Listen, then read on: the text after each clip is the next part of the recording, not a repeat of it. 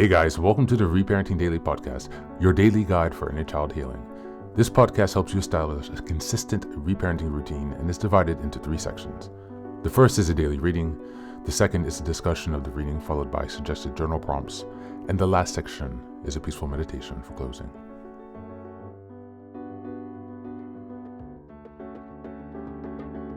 Good morning, good afternoon, and good evening from whenever and wherever you're joining us today.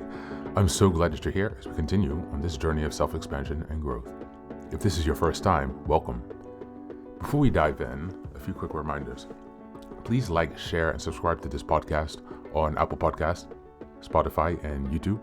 Your support here helps us spread the word, allowing us to continue to grow this community. Next, I'd like to introduce our Patreon group, where we have 3 weekly meetings. On Sunday, we have a meditation meeting. On Tuesdays, we have a book club meeting. And on Thursdays, we have open topic discussions. These meetings take place at 6 p.m. Eastern European time, so this is Paris, Amsterdam time. I'm also thrilled to introduce the Reparenting Daily Journal, which you can find on Amazon. This journal follows the exact theme of the podcast, so each week and each monthly theme and sub-theme, it provides you space to keep your notes and plenty of extra resources for each topic we discuss. It's a really great tool, and if you purchase it, you can join our 3 weekly meetings for free. Just send me an email and we'll get you linked into that. Next, I'd like to announce another creative project I've had, which is a 3-volume series entitled Fairy Tales for Reparenting. Now, you might think, yeah, we're a bit old, fairy tales are a bit fluffy, so why fairy tales exactly? In my own personal work and research and reading into the work of Carl Jung and Marie-Louise von Franz, and just a lot of other types of reading and spiritual readings that I've done, has kind of led me to this journal to rediscover the magic of fairy tales. So I've created this 3-volume series that progresses along the hero's journey from beginning to middle to end. All of the fairy tales there correspond to that point of your journey.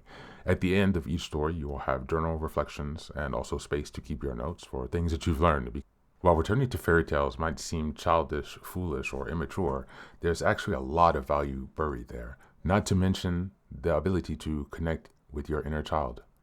These books are filled with fairy tales that you might know, and also some from around the world that might be new for you. So you can look forward to something exciting and a new way to connect with your inner child and to work on your inner child healing if you like. All of these books are available on Amazon, so go ahead and take a look to support this project. Your help here really means a lot. Reparenting is a journey of growth, iterative change, and continuous improvement. Much like nurturing the bonsai tree, it requires patience, care, consistency, and attention.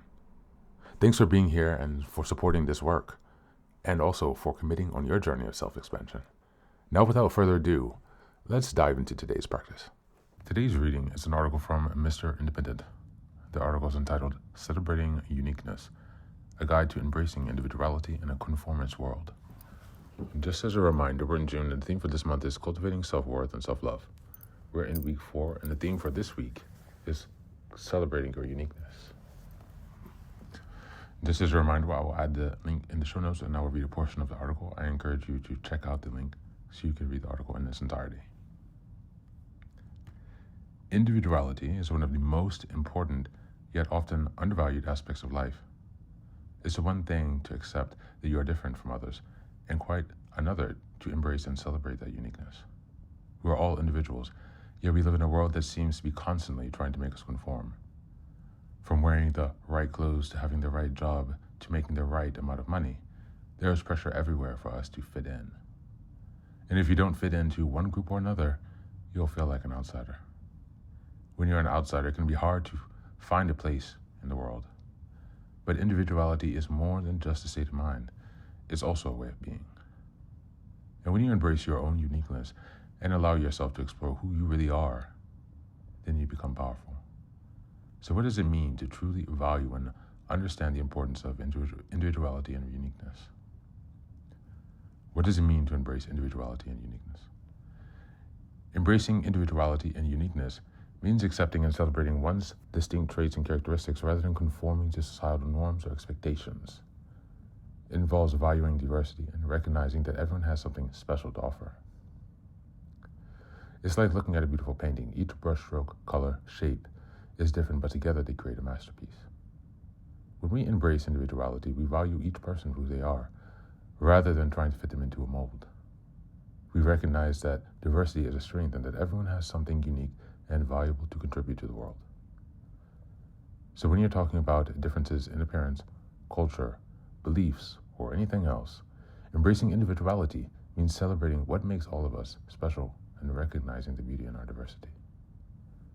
To further illustrate this point, it's important to take some time to look for the ways in which you can embrace your individuality. But first, let's look at how being unique is key. Why is being unique as an individual so important?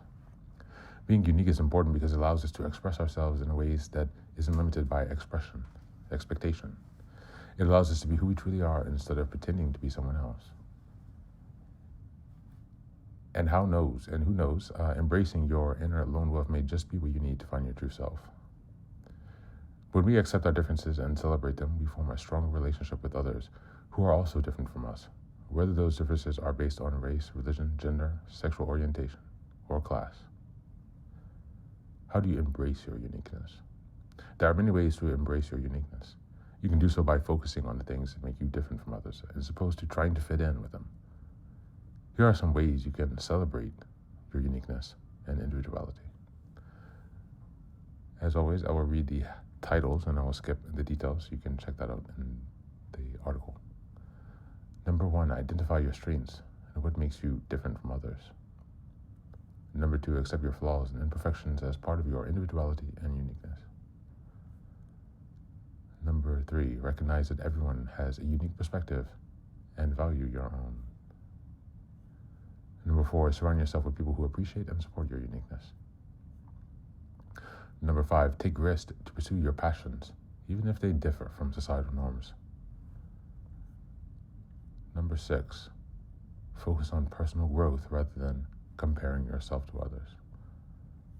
And number 7, be open to learning from others, but stay true to your authentic self. And number 8, celebrate your accomplishments and milestones, no matter how small. Number 9, practicing self-care and prioritize your well-being to cultivate confidence within yourself. And number 10, embrace change and try new experiences to discover more about yourself. Remember that your individuality is valuable and can inspire others to embrace their own. By embracing your own individuality, you can inspire others to do the same. Your willingness to be yourself can encourage others to be independent and true to themselves. Don't be afraid to show the world who you are, because you never know who you might inspire. Remember that your unique qualities can make a positive impact on those around you. And don't forget, you're not alone. There are many people who have felt the same way as you. And it's important to remember that you can find support in those around you. And that's the reading for today.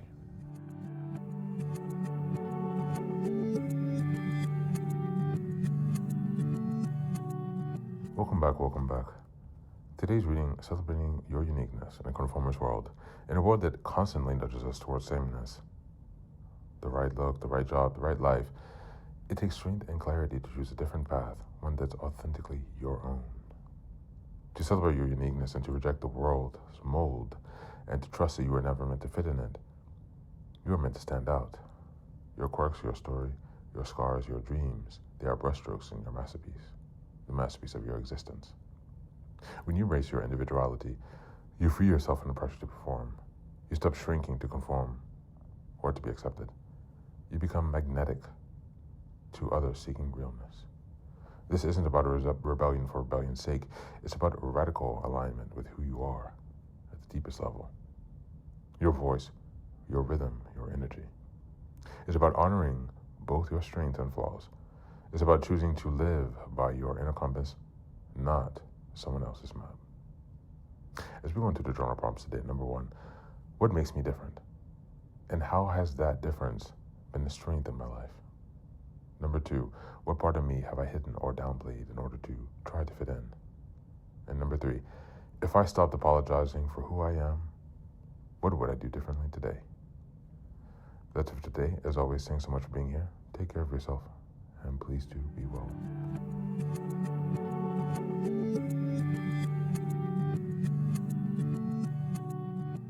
Welcome back. Now, this is the third and final section of the daily podcast. This is your silent meditation.